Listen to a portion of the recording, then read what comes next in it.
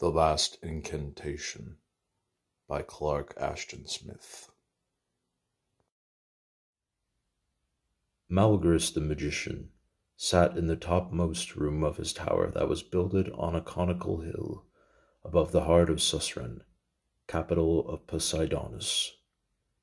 Wrought of a dark stone mined from deep in the earth, perdurable and hard as the fabled adamant, this tower loomed above all others, and flung its shadow far on the roofs and domes of the city, even as the sinister power of Malgris had thrown its darkness on the minds of men.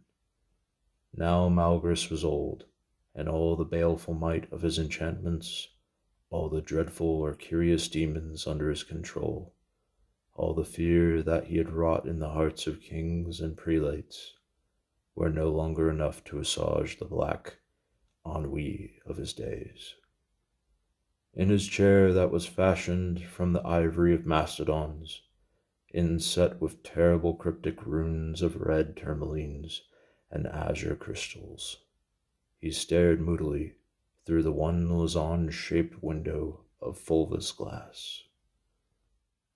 His white eyebrows were contracted to a single line on the umber parchment of his face, and beneath them his eyes were cold and green as the ice of ancient flows, his beard half white, half of a black, with glaucous gleams, fell nearly to his knees and hid many of the writhing, serpentine characters, inscribed in woven silver, athwart the bosom of his violet robe.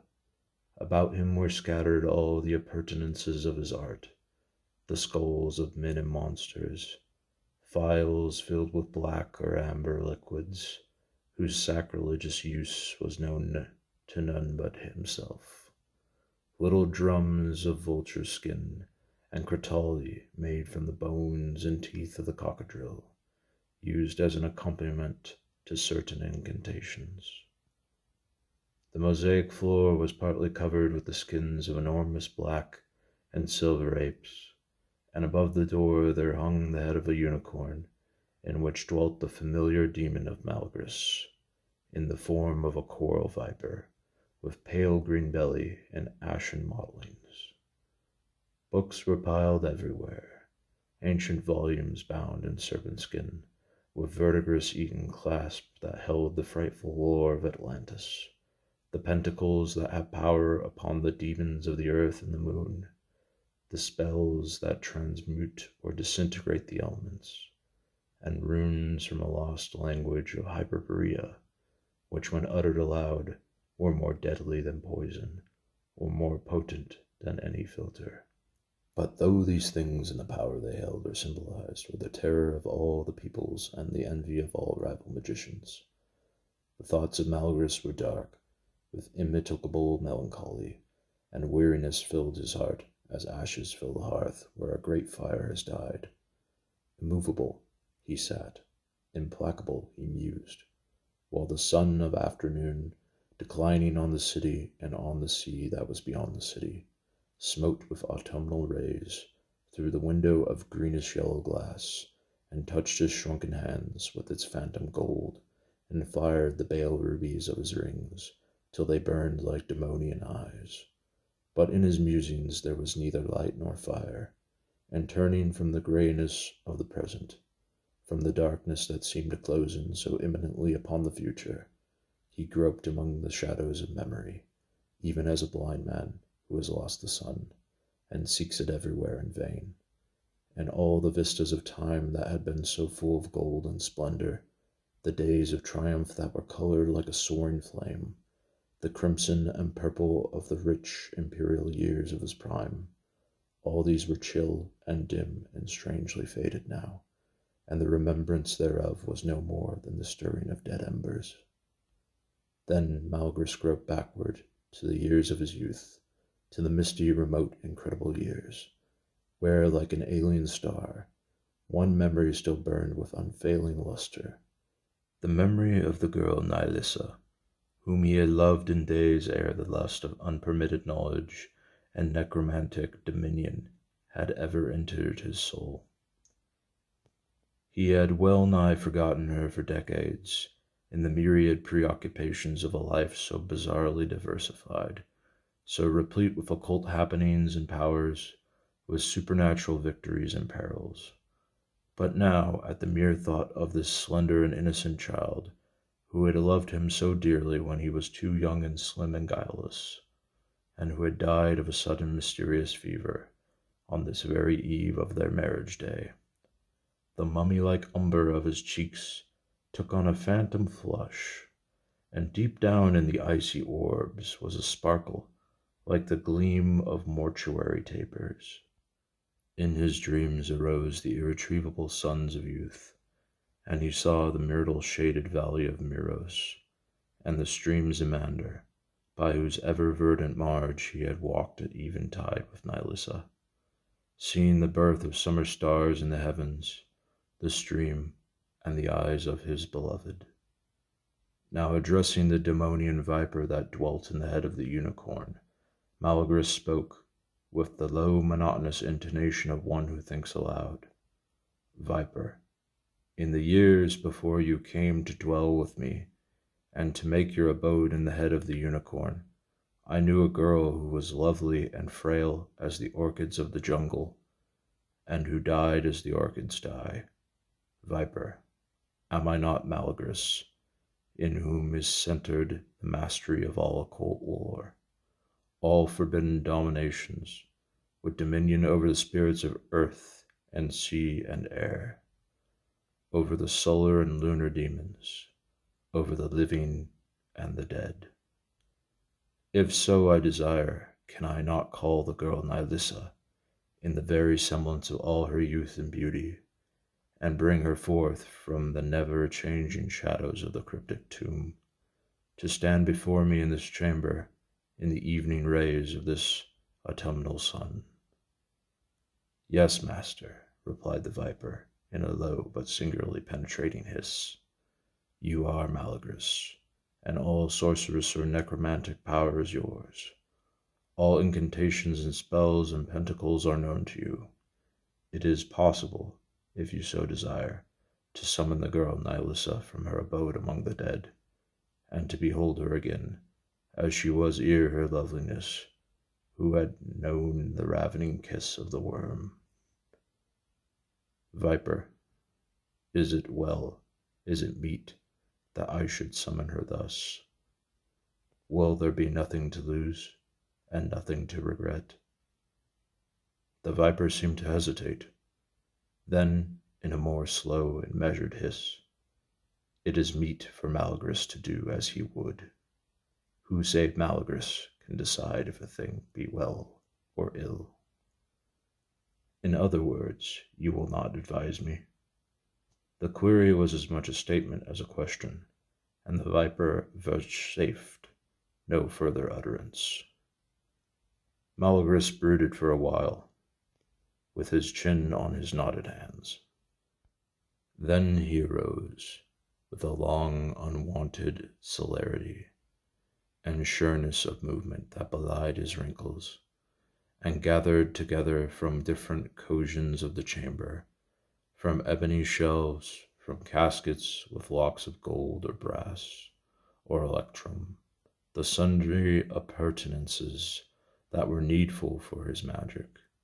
He drew on the floor the requisite circles, and standing within the centermost, he lit the thuribles that contained the prescribed incense, and read aloud from a long, narrow scroll of gray vellum the purple and vermilion runes of the ritual that summons the departed.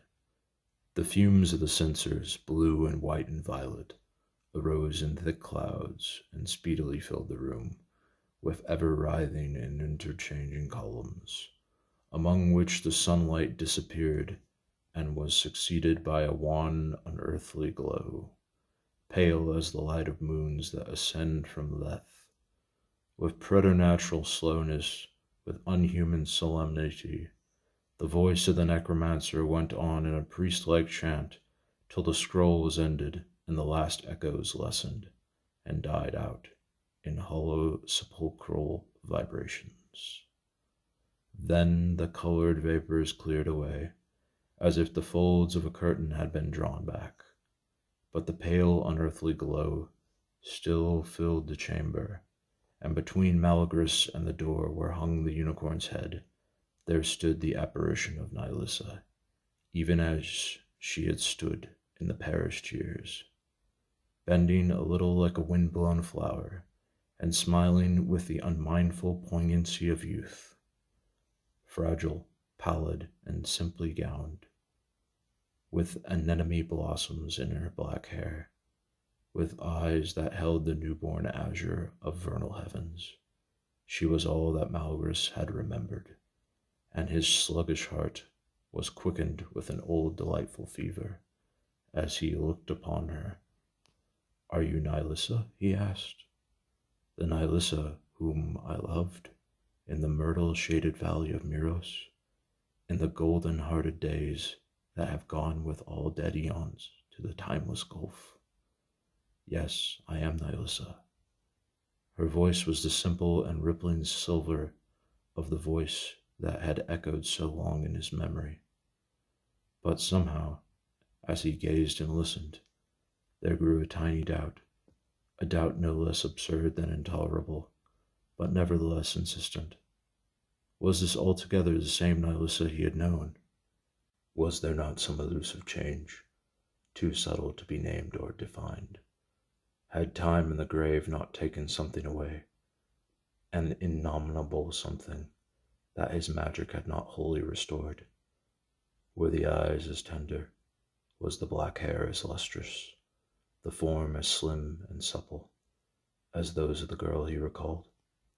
He could not be sure, and the growing doubt was succeeded by a leaden dismay, by a grim despondency that choked his heart as with ashes. His scrutiny became searching and exigent and cruel, and momently the phantom was less and less the perfect semblance of Nihilissa. Momently the lips and brow were less lovely, less subtle in their curves. The slender figure became thin, the tresses took on a common black, and the neck an ordinary pallor. The soul of Malagris grew sick again with age and despair and the death of his evanescent hope. He could believe no longer in love or youth or beauty, and even the memory of these things was a dubitable mirage, a thing that might or might not have been.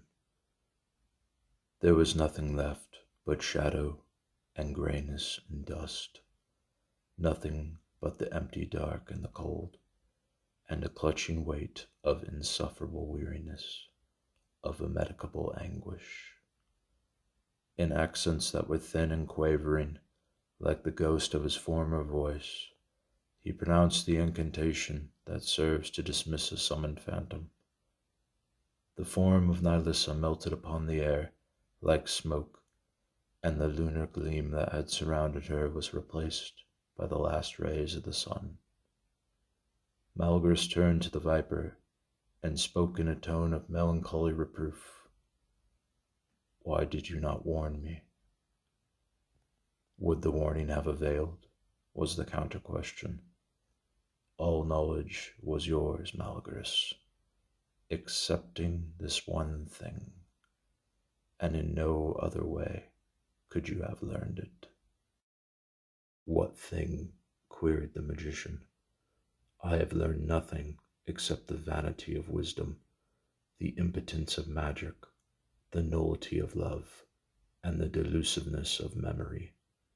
Tell me, why could I not recall to life the same Nihilissa whom I knew, or thought I knew?" "It was indeed Nihilissa whom you summoned and saw," replied the viper.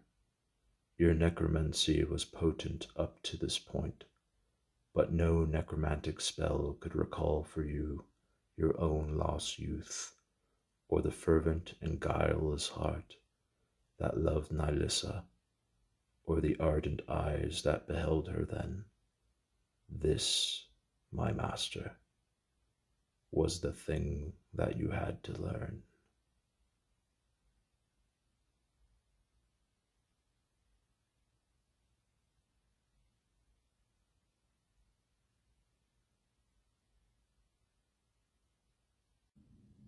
If you enjoyed this narration, please like and leave a comment. It helps the channel to grow. Subscribe for more. Press the notification button for updates. And as always, thank you for listening.